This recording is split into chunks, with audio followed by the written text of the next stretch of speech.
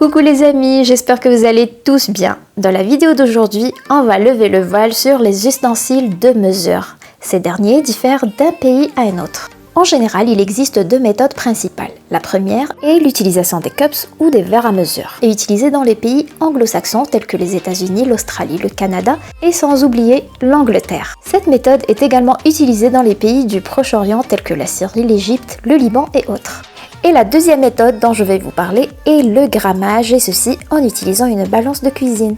Cette méthode est surtout utilisée dans quelques pays d'Europe tels que la France, l'Espagne et l'Allemagne, ainsi que dans les pays d'Afrique tels que le Grand Maghreb, y compris notre pays, l'Algérie et aussi le Sud d'Afrique. Le but de cette vidéo est de vous montrer comment utiliser les cups et vous inciter aussi à les utiliser. De 1, ils sont disponibles partout dans les magasins fournitures de pâtisserie et vraiment à petit prix. De 2, leur utilisation est très facile et pratique et vous permettra de réaliser plein de recettes trouvées sur le net. Les cups facilitent beaucoup la tâche, croyez-moi.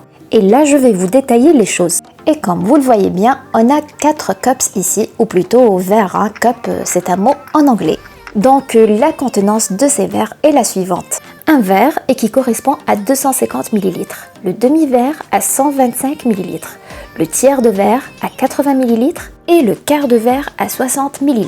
Quand vous utilisez votre cups pour mesurer des liquides, la contenance restera la même quel que soit votre liquide utilisé, eau, lait, huile, jus, etc. Mais attention, la contenance des cups diffère quand vous utiliserez des ingrédients secs. Je vous explique. Par exemple, un cup de farine n'est pas égal à un cup de sucre. Pourquoi? Le premier a un poids de 150 g et le second a un poids de 200 g, car la masse de chaque ingrédient est différente de l'autre. J'espère que vous arrivez à cerner les choses, car c'est très important de connaître ce point. Alors, si vous voulez réaliser une recette avec des pesées en cups, vous n'avez qu'à suivre les informations que je vous ai données précédemment. Mais la question qui se pose, que faire si j'ai une recette en cups et que j'en dispose pas? La réponse est très simple, ne vous inquiétez pas, j'ai déjà pensé à ça. Alors si vous n'en disposez pas, vous pouvez utiliser le fameux verre à eau de 250 ml qu'on a tous chez nous, ce verre transparent comme celui utilisé chez Homoelid. Je sais que vous le connaissez tous. Ce verre à eau est très pratique et existe en plusieurs modèles comme vous le voyez ici et peut remplacer très bien la série de cups à condition d'avoir le sens de l'approximation.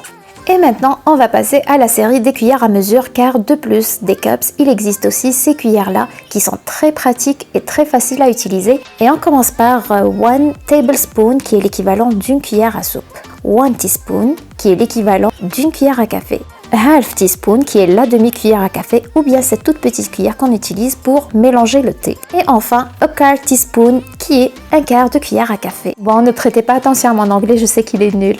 J'ai pensé aussi à ceux qui ne disposent pas de ces cuillères à mesure et voici le substitut. La cuillère à soupe, la cuillère à café, la cuillère à thé et pour le quart, utilisez la moitié de la dernière petite cuillère à thé.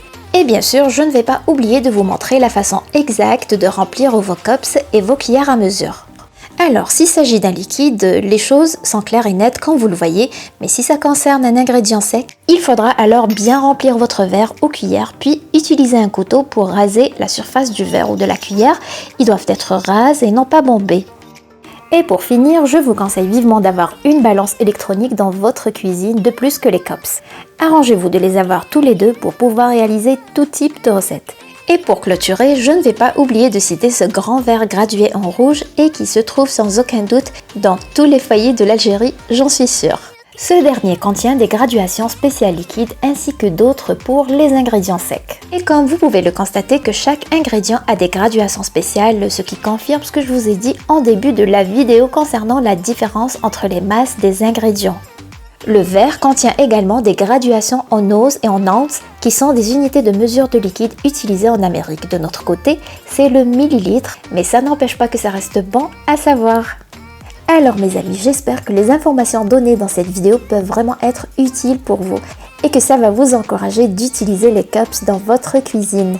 Et maintenant, il me reste qu'à vous souhaiter de passer d'agréables moments et à très vite pour une nouvelle mise en ligne. À la prochaine!